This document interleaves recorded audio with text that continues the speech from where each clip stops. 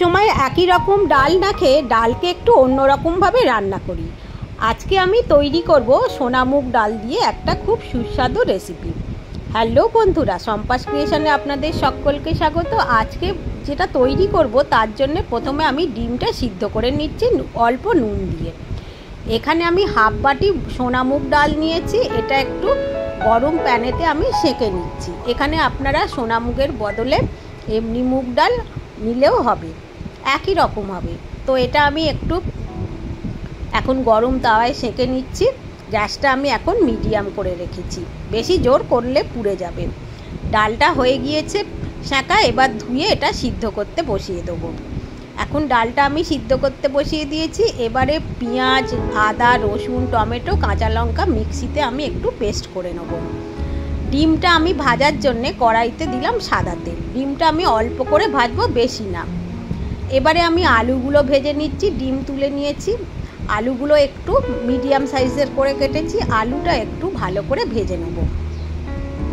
গ্যাসটা আমি এখন গ্যাসের ফ্লেম হাই করে রেখেছি। এবারে আলুর মধ্যে একটু গোটা জিরে আর একটা শুকনো লঙ্কা দিলাম ফোড়ন হিসাবে। প্যানেতে অনেকটা জায়গা আছে, ফোড়নটা ভালো করে হয়ে যাবে। এখন দেখুন সমস্ত মিশিয়ে দিয়েছি আলুগুলোর সাথে। ফোড়নটা দিয়ে খুব ভালো করে এবারে এটা একটু ভাজা ভাজা করে নিতে হবে, আলুতে একটু কালার আসা অবধি। আলুটা এখন আমি একটু ভালো করে ভেজে নিচ্ছি। আলুটা ভাজা হয়ে গেলে এখানে আমি যে মশলাটা পেস্ট করেছিলাম সেই মশলাটা দিয়ে দেবো। তো মশলাটা দিয়ে দিয়েছি। এবার মশলাটাকে ভালো করে কষিয়ে নেব আলুর সাথে। এখন আমি কষিয়ে নিচ্ছি। গ্যাসের ফ্লেমটা এখন আমি হাইতে রেখেছি, রেখে এই মশলা আর আলুটা একসাথে ভালো করে কষিয়ে নেব। এখন আমি এটা কষিয়ে নেব। তারপরে এতে দিয়ে দেবো অল্প পরিমাণে হলুদ। হলুদটা যোগ করে এটা আবারও খুব ভালো করে কষিয়ে নিতে হবে, এটা যতক্ষণ না তেল ছাড়ে।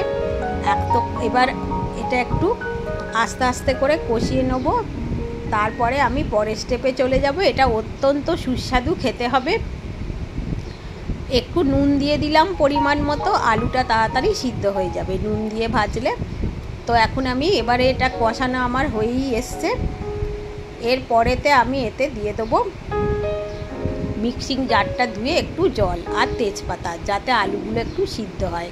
আবার একটু ঢাকা চাপা দিয়ে বসিয়ে দেবো। খানিকক্ষণ পরে দেখুন একদম আলুটা সিদ্ধ হয়ে গেছে আর গ্রেভিটা একদম অল্প আছে, একদম এখন বেশি নেই। এবারে সেই সিদ্ধ করা মুগের ডালটা আমি দিয়ে দিলাম। সিদ্ধ করা সোনা মুগ ডালটা দিয়ে দিয়েছি। এবার সমস্তগুলো একসাথে ভালো করে একটু মিশিয়ে দিতে হবে, দিয়ে এটা একটু ফোটাতে হবে। এখন আমি এটা খুব ভালো করে মিশিয়ে দিচ্ছি। একটু চিনি দিলাম, চিনিটা অপশনাল, আপনারা পছন্দ করলে দেবেন, না হলে দেবেন না। চিনিটা দিলে স্বাদের একটা ব্যালেন্সড হয়। তো একঘেয়ে ডাল না খেয়ে এভাবে খেয়ে দেখবেন যে যতটা ভাত রুটি খান তার থেকে বেশি খাবেন, এতটাই সুস্বাদু হয়। এবারে ভাজা ডিমগুলো আমি এতে দিয়ে দেবো, দিয়ে আবারও এই সমস্ত উপকরণগুলো একসাথে মিশিয়ে নেব, দিয়ে এটা একটু ভালো করে ফুটিয়ে নিতে হবে। এটা এখন প্রায় রেডি হয়েই এসছে। তো এখন এবারে আরেকটু ভালো করে নেড়ে দিলাম, দিয়ে এটা একটু ফুটিয়ে নেব।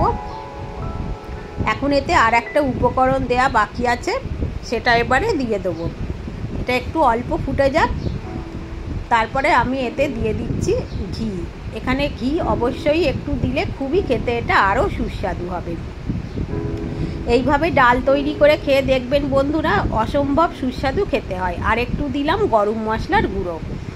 তো এটা এইবার একদম হয়ে গিয়েছে। এটা একটু নেড়ে নিয়েই এটা গ্যাসটা আমি বন্ধ করে দেবো, দিয়ে সার্ভ করে দেবো। বন্ধুরা, আপনাদের যদি আমার এই রেসিপিটি ভালো লাগে, পছন্দ হয়, তাহলে অবশ্যই আমার চ্যানেলটিকে সাবস্ক্রাইব করার অনুরোধ করবো। একটা লাইক আর কমেন্ট করে দিলে খুব ভালো লাগবে। বেল আইকনটা প্রেস করে রাখলে আমার আপলোড করা ভিডিও সমস্ত নোটিফিকেশান আপনারা পেয়ে যাবেন। সকলে ভালো থাকবেন, সুস্থ থাকবেন। আজকের মতো বিদায়। আবার আপনাদের সাথে দেখা হবে পরের কোনো এপিসোডে।